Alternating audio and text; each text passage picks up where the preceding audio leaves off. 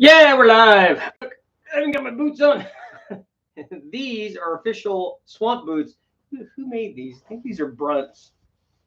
Something like that. Yeah, Brunt. So there's a promo for Brunt.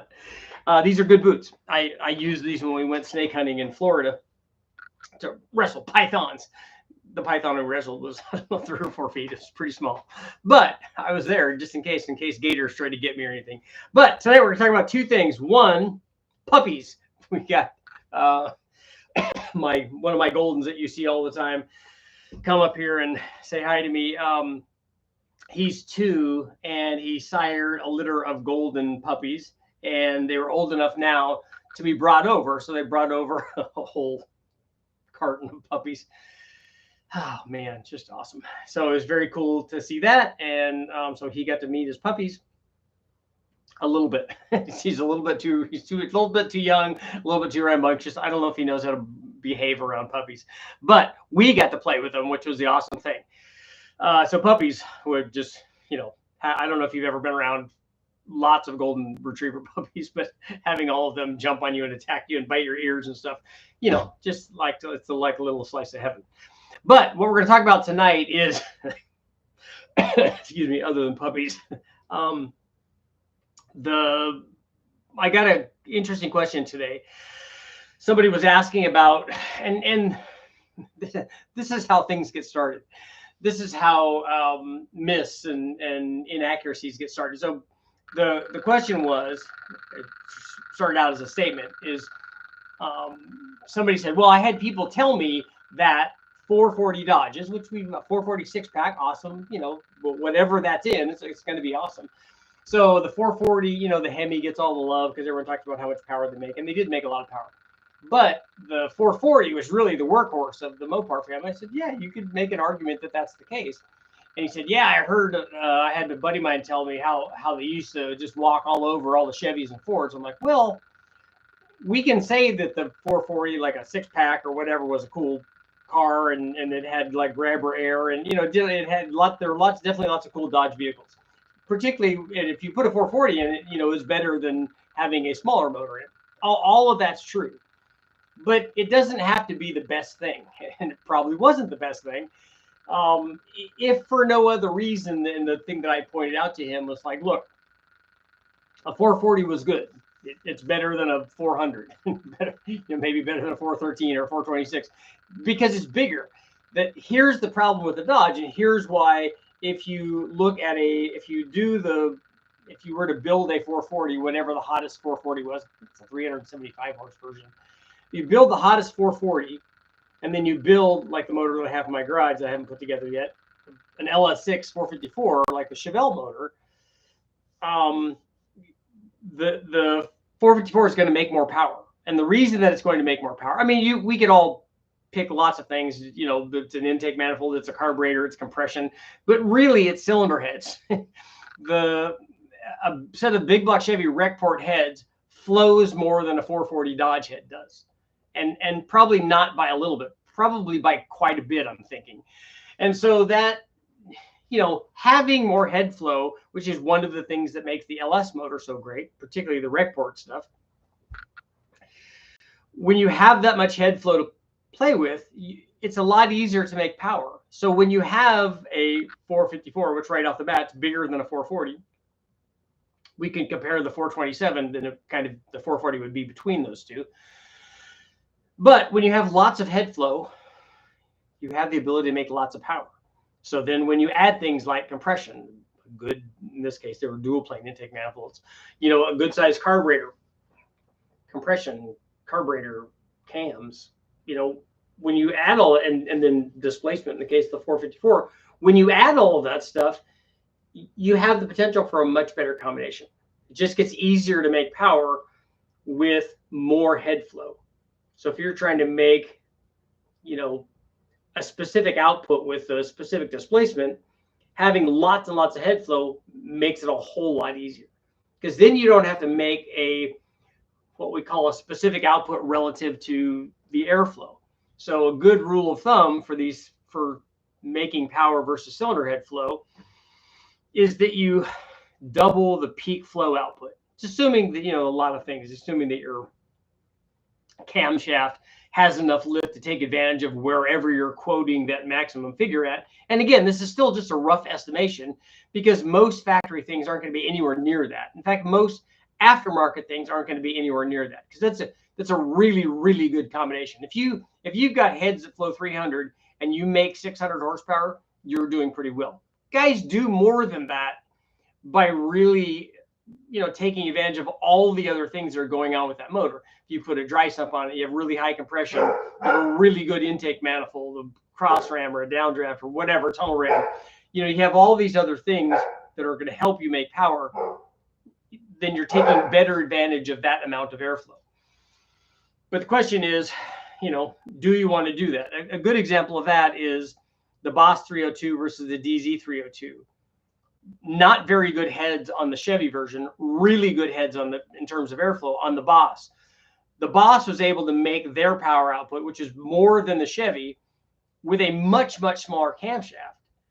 And they both had dual plane intake manifolds. They both had enough carburation. They both had enough displacement. They both had comparable compression. So one of them just had really good cylinder heads relative to the other one.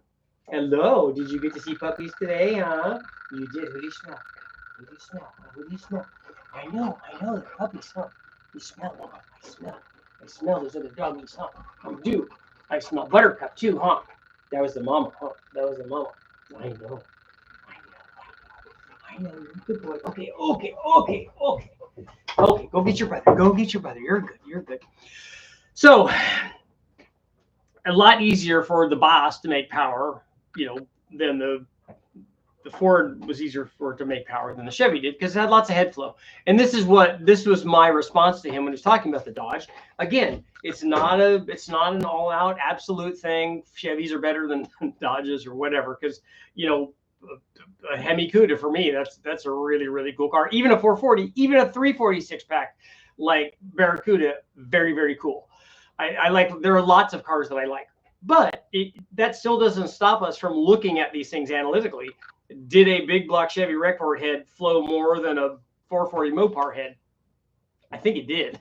And if that's the case, if it did flow more, it's easier to make power with something that has a lot of head flow. The other thing we haven't talked about yet is with my other comparison, at least in the thumbnail, in the description, was a 429 Ford. Now we picked the 429 as just a discussion example rather than the 460, because the 460 didn't really have a serious performance version of the 460 like we had the Cobra Jet and the Super Cobra Jet version of the 429.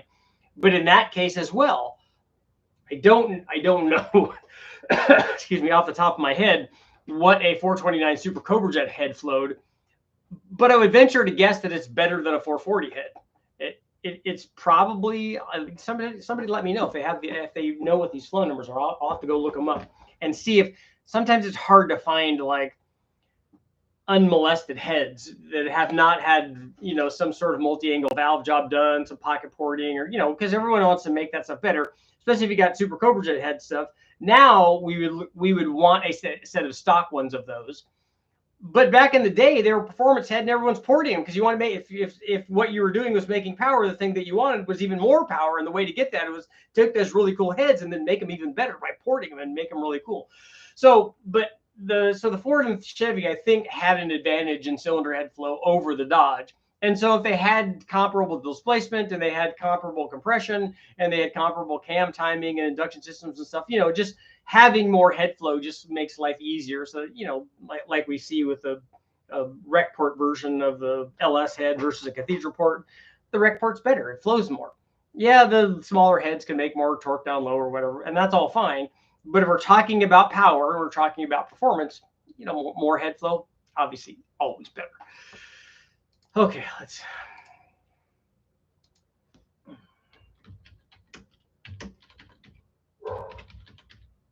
That's a rec port Chevy and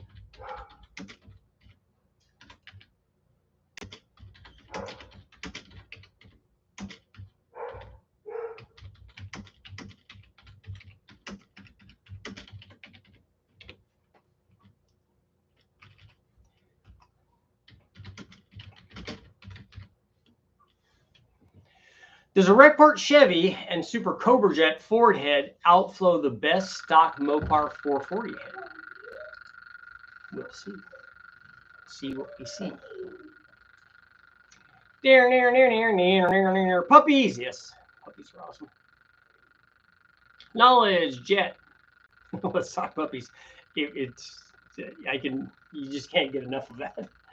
My 2-year-olds are still puppies. These were little puppies. These were awesome. Lisa tried to, on the photo. Lisa tried to get them all to sit up on the fireplace, which is elevated. And as you see in the photo, you get 3 of them that are like, okay, I'll just sit here. I'm kind of tired anyways. It's all good. You'll never get all of them to do that. And so the other 2 are like wanting to race around. And then when they try to climb forward, they fall off the edge because they're puppies. It's just awesome. Winston. Scott, what's going on? Thumbs up, everybody. Puppies and pizza. That's right. We got puppies, people. Big Black Tech. It's going to be a good night. That's right. The only thing else we need are, I guess, our frosty cold beverages. I was told puppies would be here. Yes. Only photos of puppies right now. But the BRINO and Brady will come up here. Puppies are more important than 440s. L644 is probably worth some good coin today, I would think, right? What head are you going to run on the 454? We have, what are they, 291s, I think, is what we have, the stock ones that we have. I love my Mopars, but stock for stock, the 440 was outmatched because of cylinder heads. Chevy's always had better heads coming from the factory.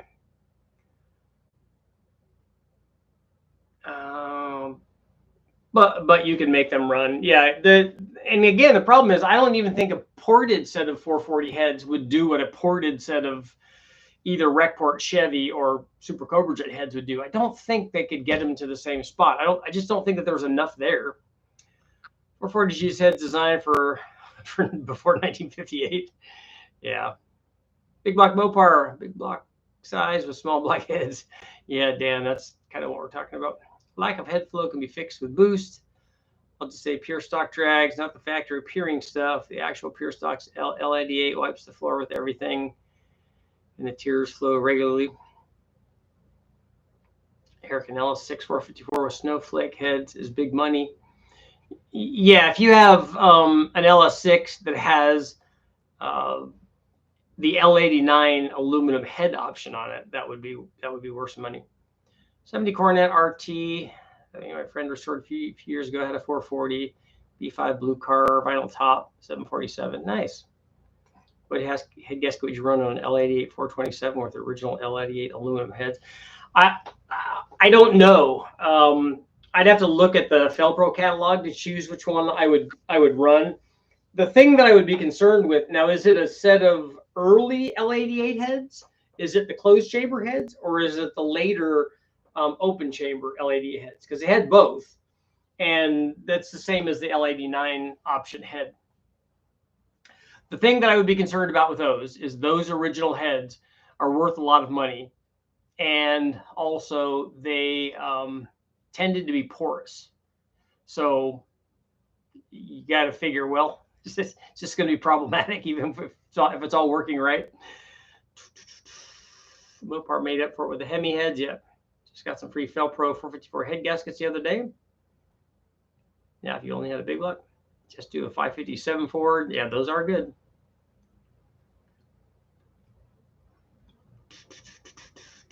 Getaway. Mopar, my old Pig 8 run. Nice. The Max Wedge was the best factory Mopar head, not counting the Hemi.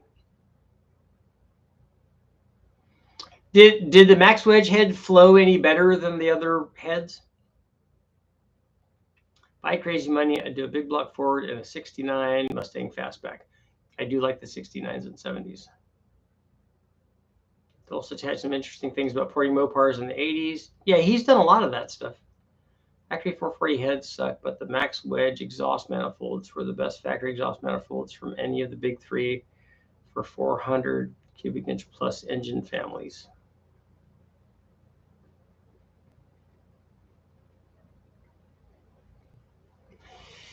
Didn't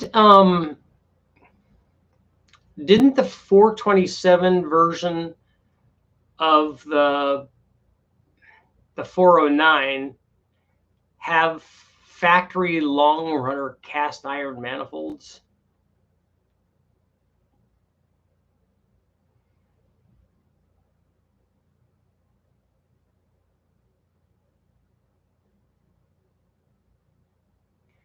Why does China make Garrett turbos by the billions, but not Borg? I don't really care for tiny turbines. Garrett loves to use, but I can't seem to find Borg copies.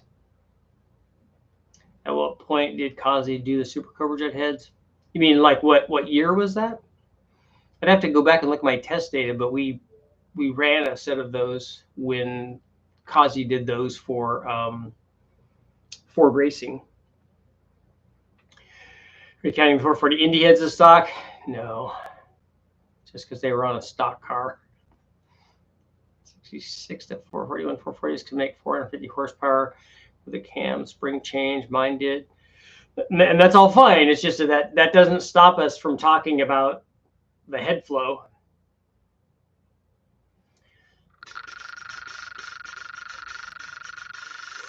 Is the Hellcat engine reliable? Yes, the Hellcat car should be reliable. An altar that's in the Mopar Holy Grail Bible, and I can assure you that even with Mopar affliction, Mopar stock heads are not good. Max switch did flow better. 426 max switch came with a big cross ram dual 4-barrel. I remember that intake manifold. I just don't know enough about the cylinder heads. 427 Fords had factory cast iron headers. Maybe that's what I was thinking of. 409 427 mystery motor 63 had special exhaust manifolds. I thought that did too. See, I remember something.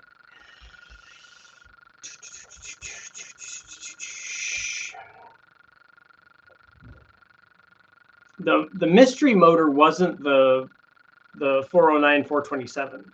The mystery motor was the precursor to the original big block Chevy, right? Not original, but the big block Chevy, not the 409.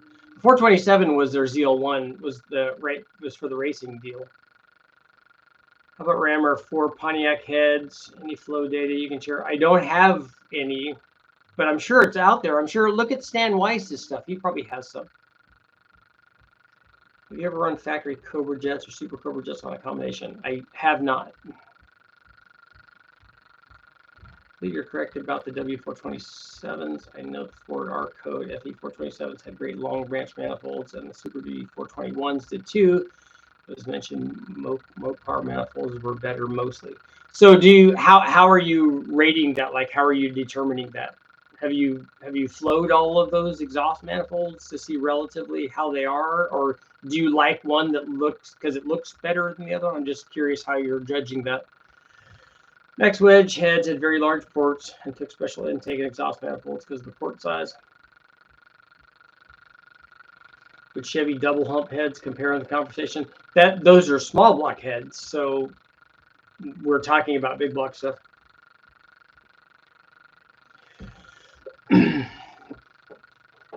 Yeah, the mystery motor was the precursor to the Mark IV motor, but it wasn't the 409 base deal.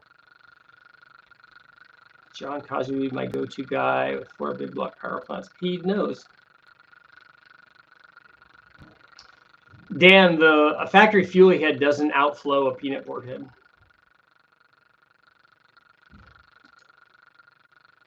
I don't think it can. I think that's a 200 CFM head.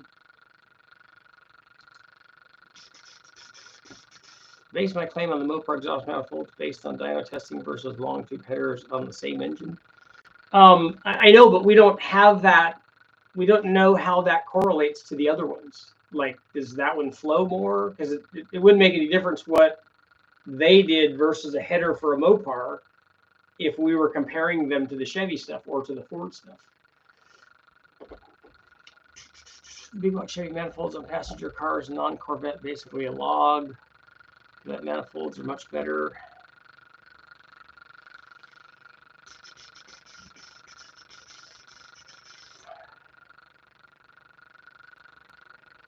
Factory Super Cobra Jet heads flow 310. Truck pullers are making 900 horsepower with these heads on a 485.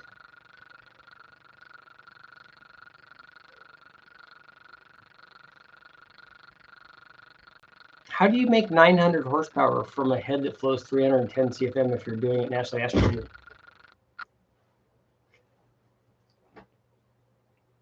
And that being said, never tested the long version of the 409, 427.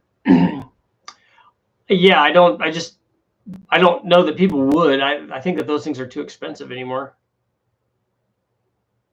292s are technically double humps. They float a little better. Do you worry about piston speed on stroker motors? Not for anything that I built.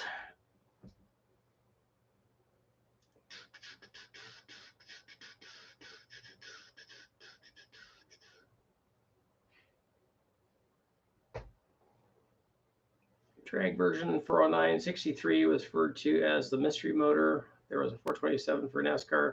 Chevy liked the term mystery motor. We're both correct. Okay.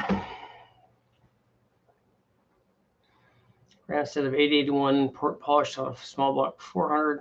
That was 20 years ago. Yeah, those are not great heads. An 881 head. Mopar should have built Catholic big block heads. Chris, what's going on? Pontiac Ram Air heads flow 240. Okay, so about what a 5.3 head flows. Ported, they can flow a lot better. If you look at all the performance Mopar horsepower manifolds, they have a better design, not a log, not quite headers, definitely longer primary and freer flowing than the GM stuff. So, I'm not talking about all the generic GM stuff. I'm not talking about the stuff that we wouldn't use to compare that to. I'm talking about the specialized long runner things. The statement was that the Mopar long runner specialized version is better than the Chevy specialized version, better than the Ford specialized version. And I don't care which one's better. It doesn't make any difference to me. What I care about as a person who does testing is how are we determining that? Because we can't just make a statement like that unless we have flow data or dyno data. Like, I don't even know how you'd compare that. And like, maybe if we had flow data and one of them flowed 200 CFM per runner and the other one flowed 400 CFM per runner, you'd go, well, that's why. That's a pretty good deal. But just looking at them, that'd be a hard thing to do. Like I said, I'm just curious how we would go about figuring that out. The best stock flow of big block Chevy I've found is 318. I've flowed a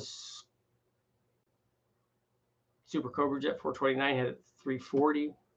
We run a 428 Super Cobra Jet in Stalker. Went faster with a Cam 351 Cleveland. I'm serious.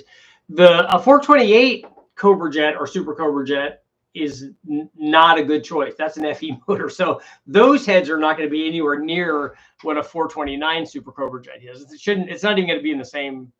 I don't think it's going to even be close. Because 428 Cobra Jet heads, that 428 Cobra Jet motor didn't make very much power. I mean, we ran one of those at West Tech, and it only made about what the rated power output was. 310 CFM is only good for 650 horsepower. Yeah, you'd be doing pretty well if you did that. But yeah, 2.1 or 2.2 is a real number.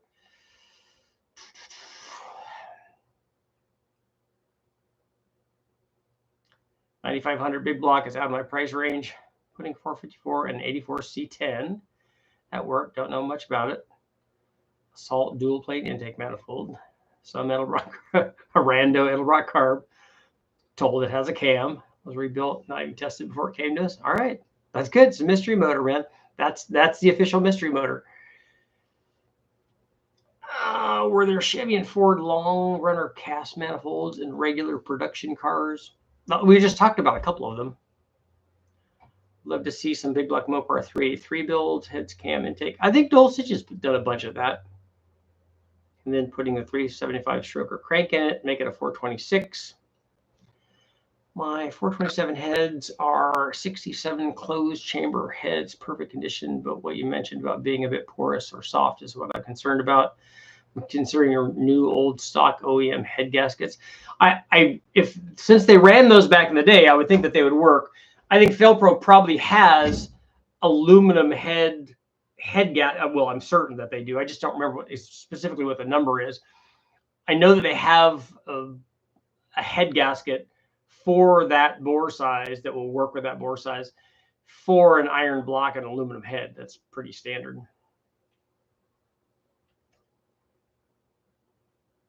Also, only factory wedge head that would compete would be the max wedge hedge of the early 60s. The 906s are like small block size flow. I don't have numbers, just seen dyno tests. Your friendly reminder to like and share and subscribe.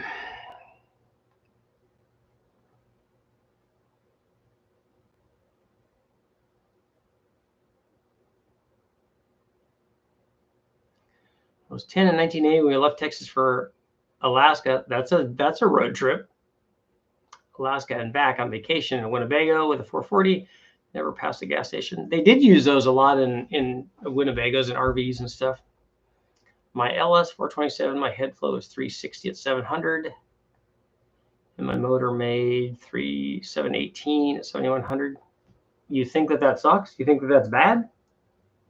A 700 plus horsepower 427, you think that's bad? I think it was a 40 FE head I saw in a museum that have big hands but could fit most of it in it. Looked like ported Hemi intake ports. Maybe wrong. It's what you're talking about is probably a tunnel port head, which is big.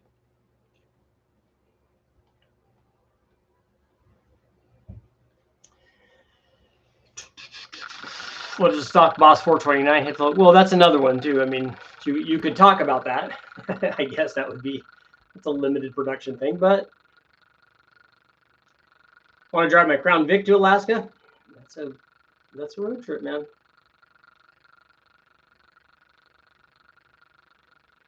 ESP 260 rec port supposedly flow 380. I've seen LS3 heads that go 400, but again, are you going to make an 800 horsepower LS3 base motor? I've seen some supposed NASCAR stuff that matches what you described.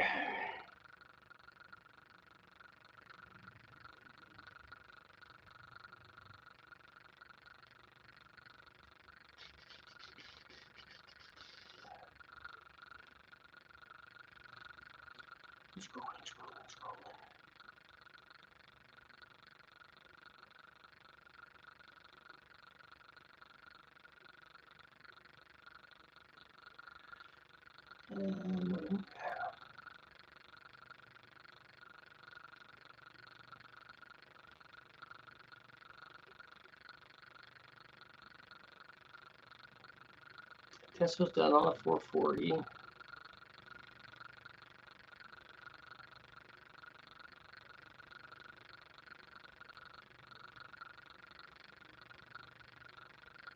.375 horse, torque 389, max wedge 410, torque 446, headers 419, torque 463. So it made a lot more torque with the headers. Is that what you're showing us? Can I put two GT45s on an 8.1? Yeah, you can. But do you want, excuse me, are you looking to make 1500 horsepower? Stan says the stock Boss 429 flows 379. That's pretty good, especially for a 429-inch motor. 380 at 700. I misvoted. I didn't read Mopar 440. I just read Mopar. So were you thinking Hemi when we were talking about that?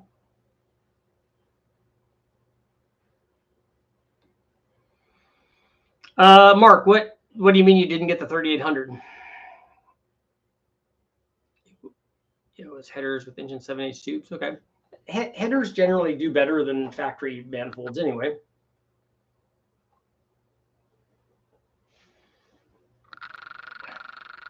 And I would think that on the applications like we were talking about, where they do specialize, like, you know, long tube cast iron versions of a header, let's say, I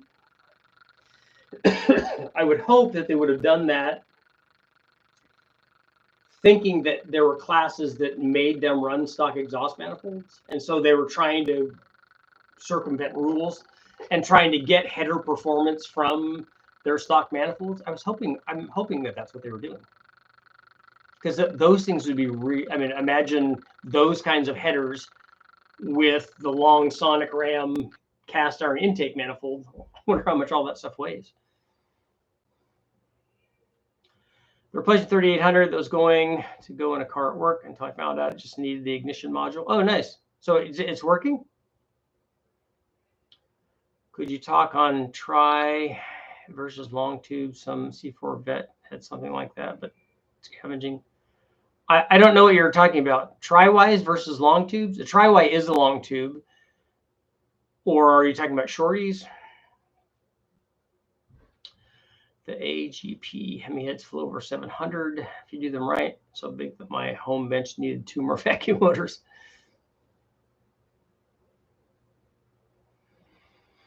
So is your question about short block hugger headers? Yeah, those are not going to be good. Shorty headers make very little power compared to stock exhaust manifolds typically, unless the stock exhaust manifold is really bad.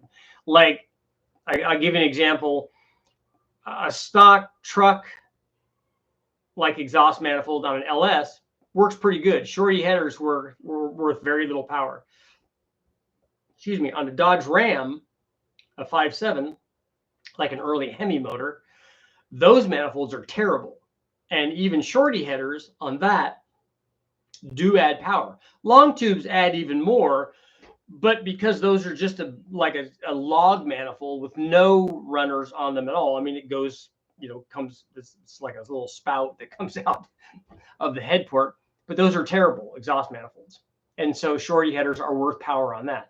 So when you compare that, you have to look at what you're starting with and what you're ending with. Same thing with a 5-liter Ford. We've done testing with shorty headers on 5-liter Fords and small block Chevys and things, and you don't usually see big gains there. But with long tube headers on stuff, you can see some pretty good gains.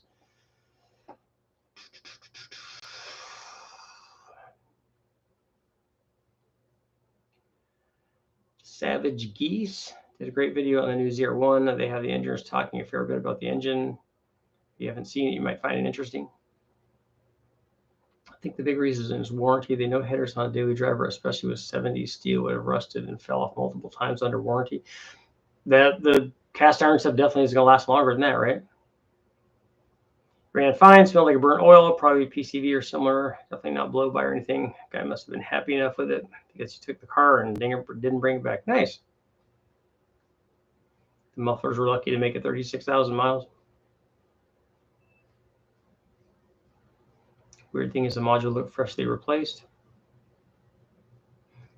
We've gotten bad sensors and stuff when we've tried to replace them on occasion. Crank sensors or cam sensors.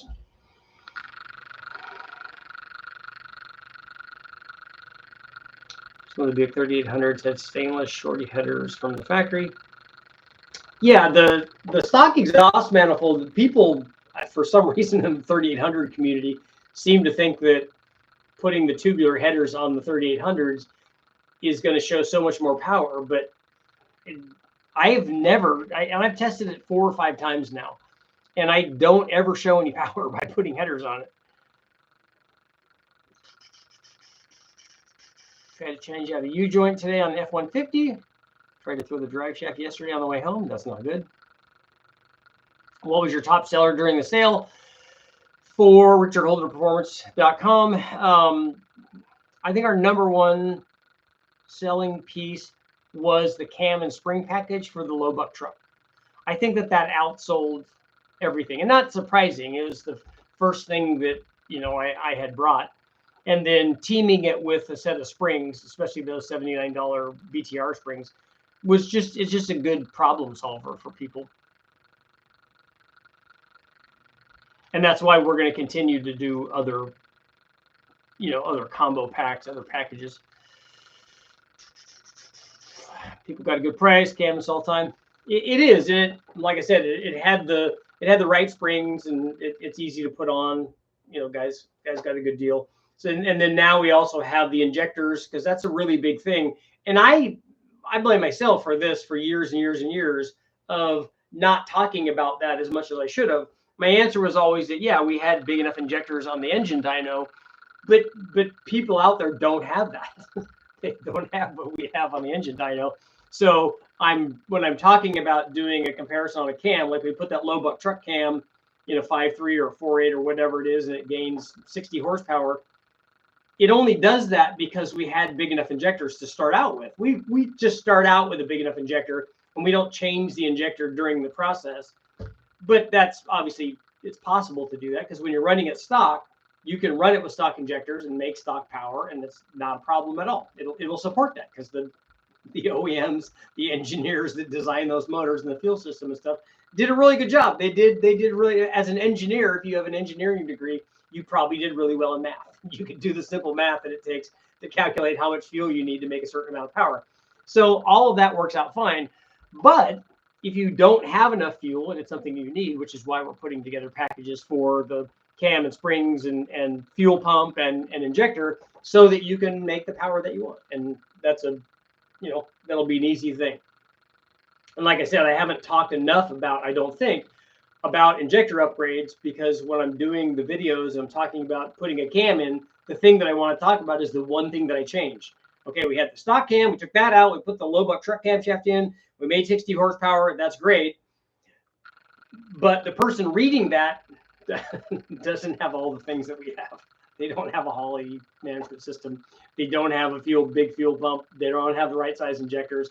And so I have to recognize that, and that's on me for not talking about that as much as I should have, and telling them, yeah, your 25-pound injector that will support the stock power level in that 5.3 truck or 4.8 truck is no longer going to be able to do that, because it's a good and bad thing.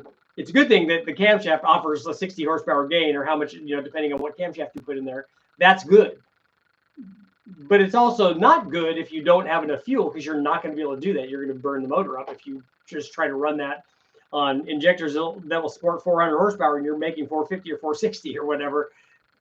It's not going to happen. It doesn't work like that.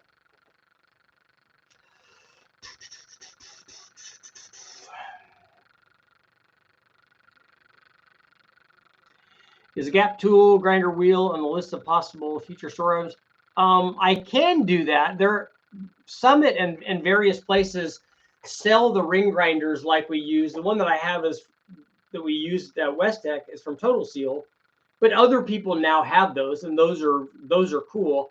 I think that's a little bit higher cost item as a tool than I probably would offer.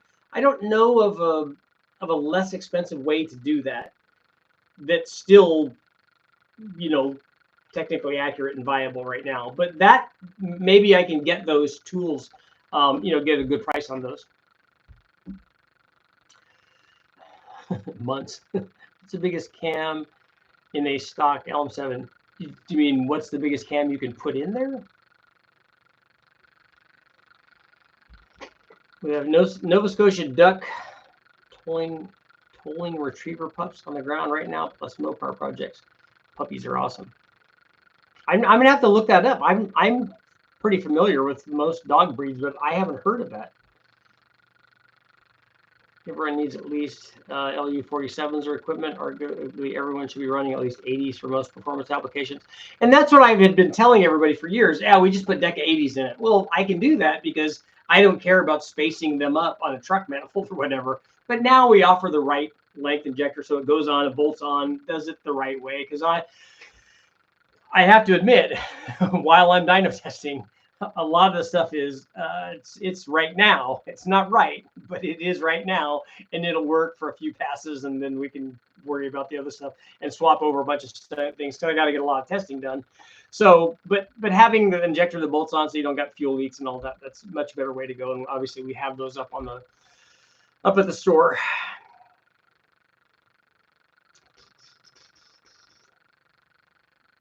Only moss flying out when I open my wallet. There has to be an in-between with the bad ratings of the $25 Amazon China ones and the $35 Pro Farm China ones. There's going to be something in between a $25 one and a $35 one. Should I go for 373s or 390s? My truck currently has 308s and 31s. So I'm going to go 33s down the line after it. I'm also going to move to a ZF5 speed, so we'll have a crawler. Is one of those gear sets less expensive than the other? Smallest of the retriever family, similar to collies. They only get about 50 pounds. Okay. I had collies too.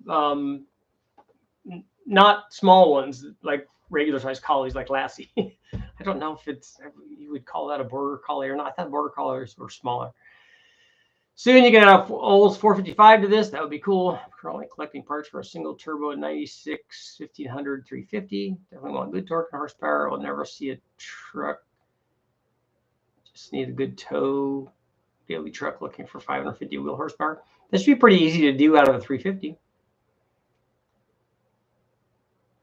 Ford makes 60s and 80s for GT500s, which will fit any Ford back to EFI Foxes. Yeah, that length, that Bosch style injector, we call it, for the 19s and the 24s and the 30s and the 36s for the, and I think maybe 42s or something. And then the 150s were the dual fuel deals. $30 price point for a quick add-on purchase at the store, especially since ring gap is recommended here on Stalkers. Just an idea. Yeah, no, I think it's a good idea. I don't know that a ring gapper thing is going to be $30. So I'll have to take a look at that and see. Toss the 350 Vortec in the trash, LS swap it, or a 454. We need a simulation where you can theoretically build an engine and see the results. You can. There are already engine analyzers that allow you to do that, right? They're essentially the same price, less than $5 between them. I'm going for the same brand either way. I mean, you're not going to be doing a lot of freeway driving with it, right? Then pick the 390s. Desktop dyno back in the day, yeah. Olds 455 for the win. You ever mess around with the lovely Chrysler lean burn? We usually rip it off the Cordoba and Muratas we play with. I think that I've never tried one, but Ben from the Car Farm was talking about those. Automation does something like that, lets you make an engine. Gonna have to match them to a D44, a diff. Olds has some good heads.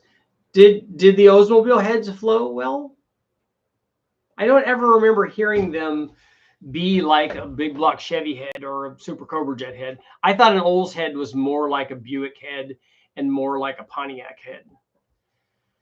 410s are off the table because of the D44, and I will be going 80 miles an hour very often. Okay. Richard, any plans for the LS Fest again this year? I don't know. Maybe. I'm saving a poor folks program, not a. Is it $10,000 program?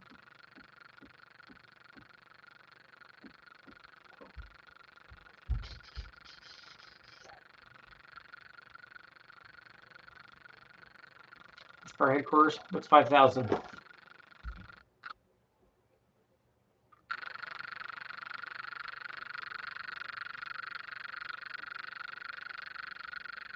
I'm not seeing. Better ports than the Pontiac on exhaust for sure. On the Oldsmobile, I know nothing about them. I've never even seen a set of those heads. I don't remember seeing any at West Tech that they ever flowed. I can get the lean burn working right. The 318 two-barrel and the Fifth Avenue will put 24 miles to gallon on the freeway. That's pretty good. Olds heads didn't flow all that well. I think the C heads were the hot ticket way back. They flowed 250. Okay. Would have gone with a different motor, but already have aftermarket aluminum heads and a 4L80 in the truck.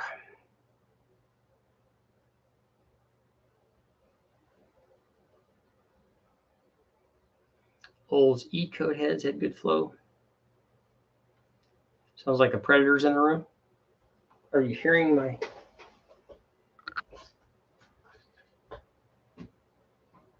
I wonder if you're hearing my my drive.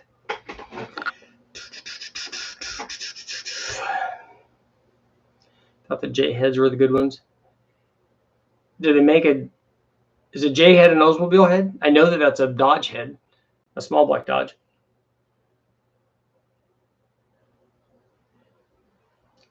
Where's the 5.9 Magnum? I know I need to at least run a turbo on it. boosted 5.9 Magnum. And then people want but we want the 5.2 Magnum. It's really going to do the same thing, isn't it? Isn't it going to just it's going to like doing a 4.8 and a 5.3? It's just one's going to start lower than the other.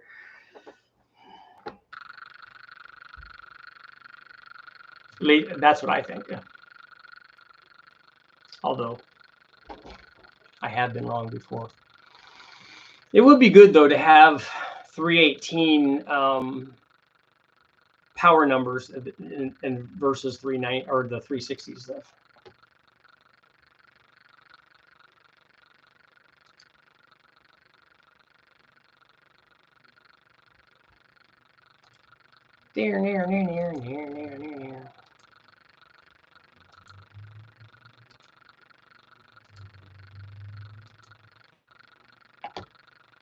Jags, high performance.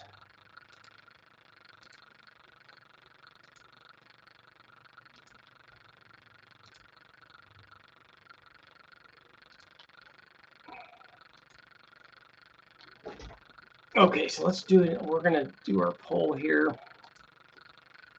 Does the Rickport Chevy and Super Cobra Jet Ford head outflow the best stock 440 Mopar heads? 86% saying yes, 14% saying no. We're going to do a marketing poll.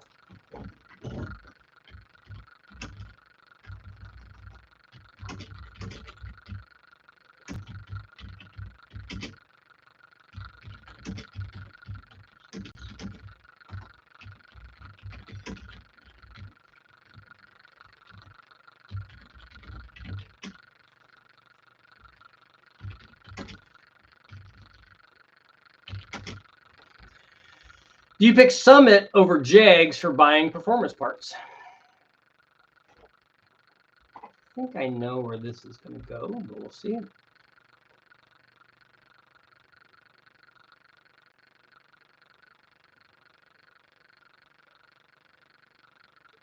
Chattering teeth are back.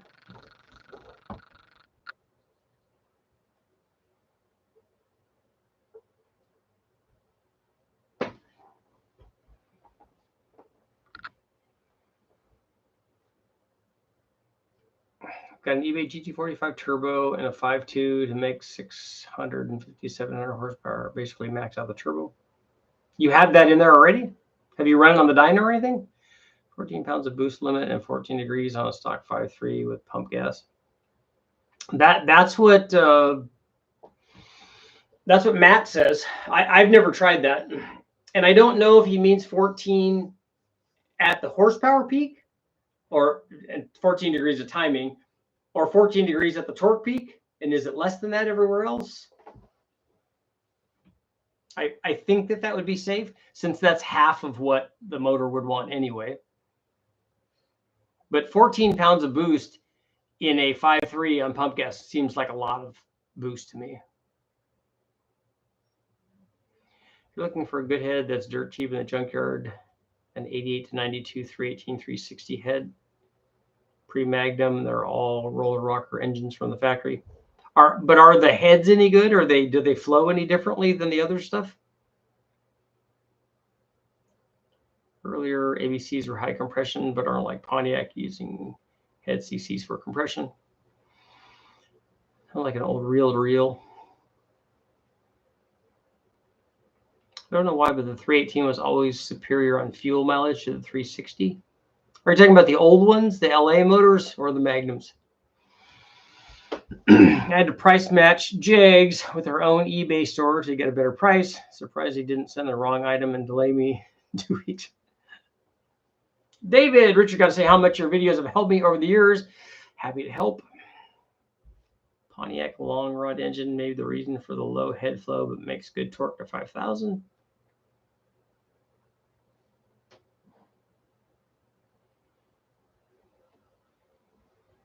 I don't think that was a consideration when they were designing the heads.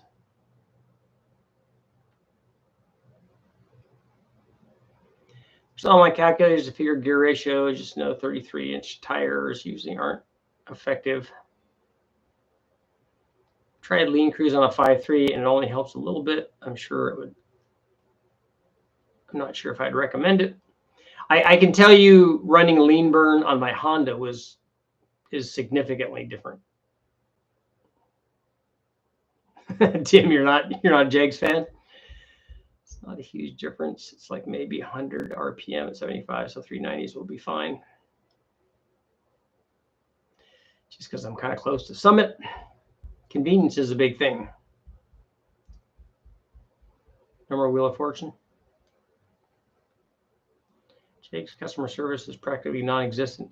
I've tried to call them to get a hold of somebody, but I haven't been successful.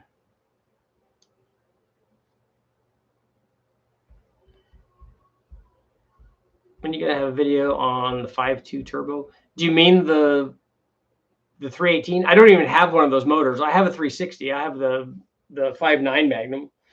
I don't have a 5.2 though. What's your experience with the aluminum 6-liter blocks, twin turbo build, 1,000 to 1,200, and still be somewhat durable? Recommended max overbore on the block. You shouldn't be trying to overbore the block if you're going to run boost on it anyways. You don't need to go bigger on the motor because you just go more on the boost. It's a lot better deal. I don't know about that aluminum block. We don't ever go more than 1,000 horsepower on 5.7 6-liter or 6.2 aluminum block. The 5.3 aluminum blocks, we can make a lot of power, but the other ones are not as strong. Happy to help. I love Mopar, but stock 440 heads stuck in the very low 215 range. Big buck Chevy and some 4 heads flow a lot better. Why were the Mopars faster and lasted longer? Big buck Chevy rods were bad. I don't think that that's the case.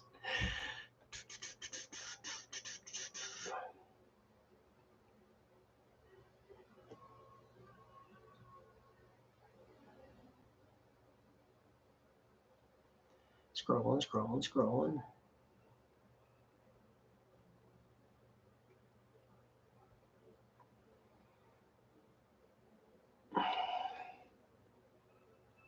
I had killer customer service from Summit. The Summit stuff has always been amazing for me. When I know that when we order stuff, like we're at West Tech, we order things. I've had things show up like the next day. And I did never order next day air stuff because I don't do that. But their customer service is really good for getting stuff out. I'm a Jegs man. However, the small buck Chevy step nose roller cam for $279 is a great deal. Comp wants $500. Summit with the interest-free card payments. There you go. Either the old LA or the Magnum 360 always took a big economy hit. They didn't get good fuel mileage. Request for a video from Steve, YouTube. Compare head CFM and compression for LS, Hemi, KB, and Neon.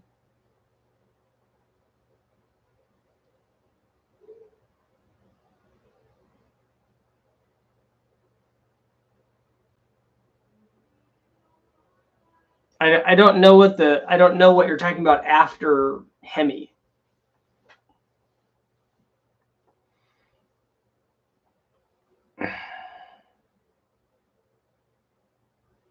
L33 stock rods, pistons, 217 cam.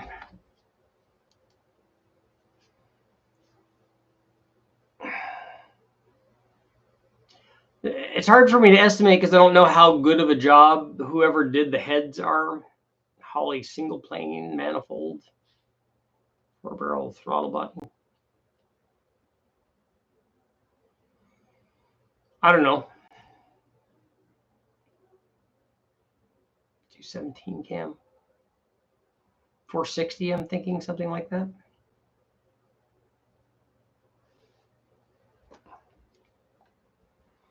What valve spring kit would you recommend for my LS heads with a 576 cam lift for my 402 turbo build?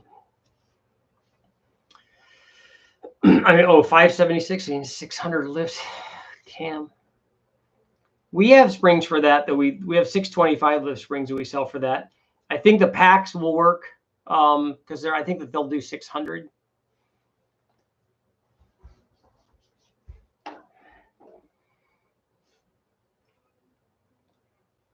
Summit is amazing, and now how they have the dirt cheap plain so many products under their own name. I sent an email of the sales manager and an old email to you. Oh, Tim, yeah, that's right. You did send that. Thumbnail showed puppies. UTD has the dog running around. Where's the puppy? The Bruno and Brady come up and visit all the time. I have 2 Goldens, and then the puppies that I showed in the thumbnail are my dogs are 2. One of them sired a litter of puppies with another golden retriever, and so she brought them over because they were old enough. She brought them over today, so we got to play with them, which was awesome. So now one of my questions about the Vortec 350 didn't get posted. I'm looking for a cam suggestion. It will never see a track. Has a 4-link. It's a single cab step side 373. I don't remember what your combination was now. Building a blow-through turbo on a 5.2 with the 85.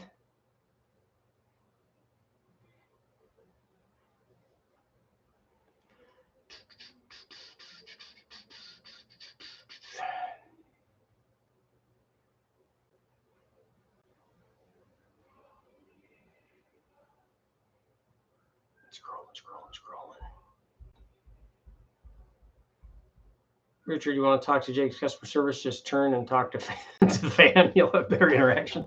At least I have a fan. That's right. See? Proof positive. Oh, it's on this side. Proof positive. Richard has 1 fan. Only way I ever get a hold of any customer service at Jake's was I commented on their Facebook page that they sucked after being on hold for 4 hours. They contacted me. Building a Gen 4 489, all forged, stock fuel injection, going at 2,000 truck or 3,500. If you're using the stock fuel injection, I'd probably pick the smaller of those 2 cams. Any 300 inline 6 stuff coming. Drag and drive ragging with a turbo 300. I don't have one of those, so it'd be a while before any of that would happen.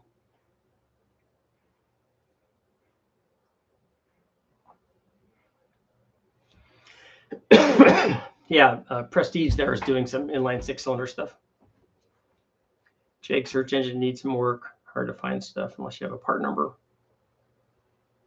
Got an 01 Silverado LQ4 6-liter. Wondering if I got a sloppy stage 2 cam, can I turn Pro Supercharger Turbo? Yeah, you can run any of those with that camshaft, and also you can run any of those with any camshaft. You can run it with your stock camshaft. You can run it with either one of my camshafts. You run it with almost any camshaft. Blow-through got expensive, over $1,000 for a good carb, closer to $1,300 to the price. I decided to go EFI and put the ACES system on. Let me know how that does. I've never tried it. A side note, Jags did have a 12% off sale on 500 or $9.99 this past week. They wouldn't lower the prices of Mickey Thompson tires or the other items I was looking for. Green Bean, what's going on? Thank you very much. Here's something for future engine delinquency or just a frosty cold beverage, but either way. Also, if you were to put an EFI 5-liter in an old Ranger, leave it stock, or what parts would you throw at it for reliability purposes? It would just depend on what your needs are for your power output. A stock 5-liter is going to be better probably than whatever you took out of there, but it's not going to be a lot better. So I think you should put a cam and springs in it at least. You know, heads, cam, and intake is always good on a 5-liter stuff. You could put a turbo on it if you wanted to do that and make some serious power.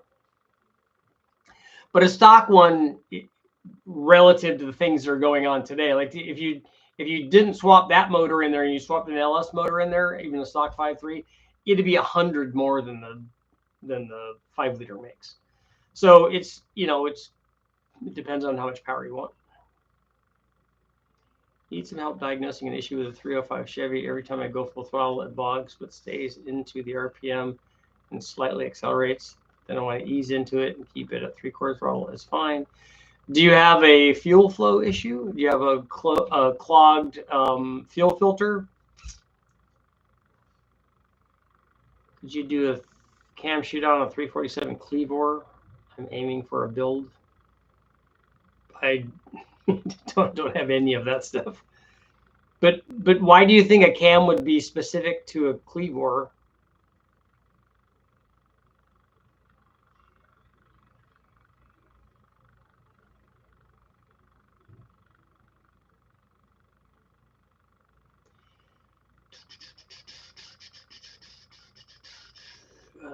ARP rod bolts, aftermarket heads. I wouldn't worry about rod bolts if you're just keeping it stock.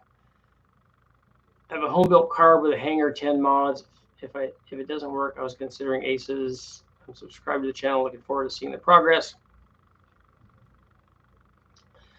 Doesn't someone have a cam calculator that will give you numbers that's representative of chop? That someone has a cam calculator. I don't know how that's going to relate to chop though, because I don't think that overlap is the only thing that determines that. Jag stocks more hardcore drag racing parts, but someone has better website and it's a bit less expensive. Richard, do you know what the longest runner carbureted intake is for a 302 Ford? Trying to help my neighbor get his truck a little more bottom end. Also needs to pull the E-cam. Yeah, there would be better ones than that. I don't, on a dual plane intake manifold, I don't think you would just look at runner length, because dual planes don't work like that, and I can't answer how they work. Relative to runner length, the way that we associate that with EFI intake manifolds, I don't understand how a dual plane does what a dual plane does, given the big disparity and in runner length of the various runners in the manifold. It doesn't seem like it should do what it does, and yet it does. I think that I don't know which one would have and I don't know where you want the best low speed. Do you want it at 1500 or 2000, or where do you want that at? When I've run dual plane comparisons, I haven't seen a big change in low speed power like that, with few exceptions. On the 460, we did see that. Like the stock one was way better than the aftermarket one. But I don't know about on a small block Ford. I don't think that we would see a big disparity between like a Performer and an RPM air gap as far as low speed power. Picked up a Black Friday Aces going in a 6-liter and S10. I also built a similar car, but I haven't tried it. My twin turbo 73 Charger. Just finished a PSI harness swap on a 98. I wasn't impressed with the setup for the money. Like some of its clearance racks, yeah.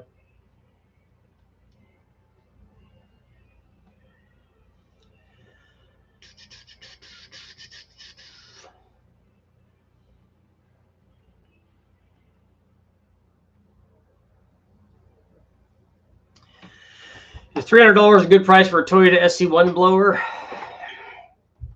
Does anybody know?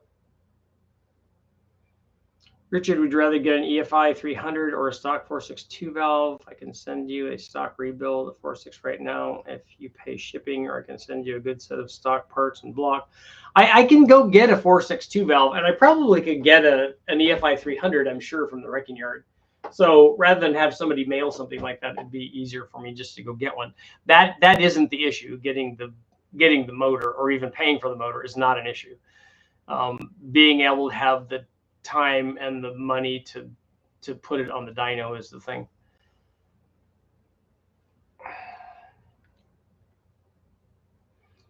Lunchbox is out. Next time, just have puppies. All right. 64 Buick Special local for sale. That would be perfect for a 3800 swap. MS3 Gold Light is really good budget EFI. Do you agree with the flip of the piston deal guys do for a better pin angle? What's the difference? Well, since I tested it directly on the dyno, I don't agree with it because it didn't show any power at all. I did that test with the guys from Engine Masters on my motor, the one that I still have, so it didn't do anything. So we showed no power change. eBay LS harness is cheap. 411 ECU is cheap.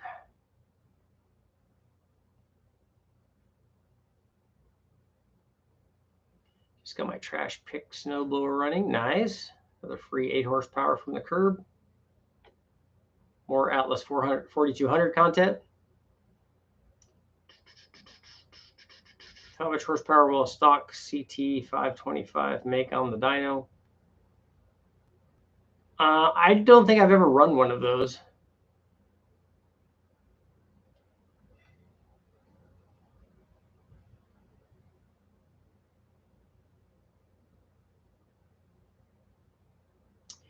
So what we're saying is we need to go to the Holder website and buy everything you have to have the dyno money. It's not just that. Stopped buying from Summit Jigs a few years ago. A real trans jack is worth the money. No sense using a floor jack or dropping a trans on your chest. If somebody is local to me, I have a couple of those for sale. I have the engine hoist and the trans jack. I'm thinking that they probably both came from Harbor Freight, but they're both new and they both work good.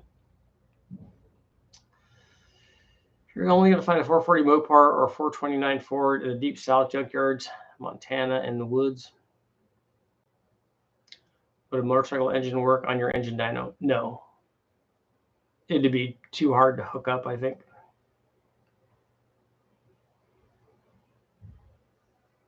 What solid would you recommend for sloppy stage 2 and LQ4? Probably 2500, 2800, something like that.